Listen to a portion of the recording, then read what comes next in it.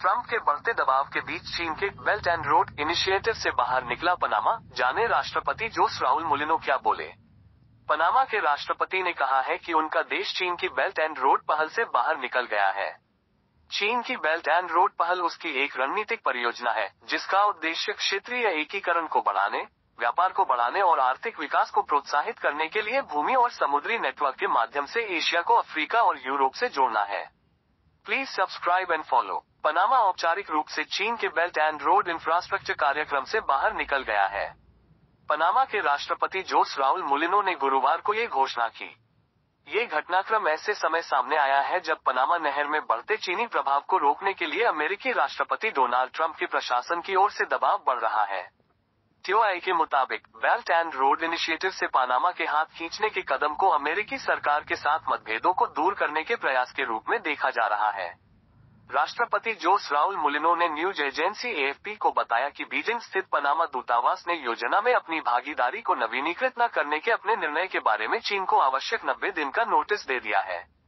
The guardian की report के मुताबिक अमेरिकी विदेश मंत्री मार्को रूबियो ने चीन की पहल में भागीदारी समाप्त करने के पनामा के निर्णय का स्वागत किया है।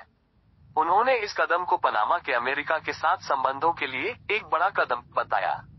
चीन की बेल्ट एंड रोड पहल उसकी एक रणनीतिक परियोजना है, जिसका उद्देश्य क्षेत्रीय एकीकरण को बढ़ाने, व्यापार को बढ़ाने और आर्थिक विकास को प्रोत्साहित करने के लिए भूमि और समुद्री नेटवर्क के माध्यम से एशिया को अफ्रीका और यूरोप से जोड़ना है।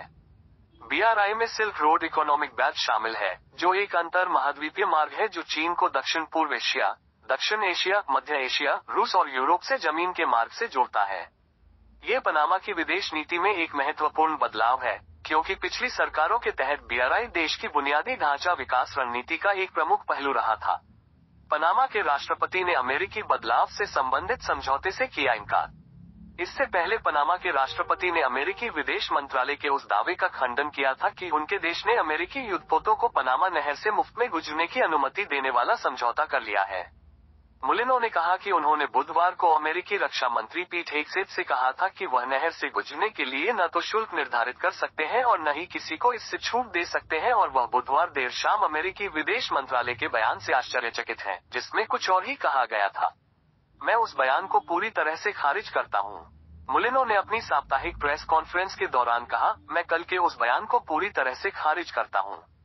मुलिनो ने कहा कि उन्होंने वॉशिंगटन में पनामा के राजदूत को अमेरिकी विदेश मंत्रालय के बयान का खंडन करने का निर्देश दिया है।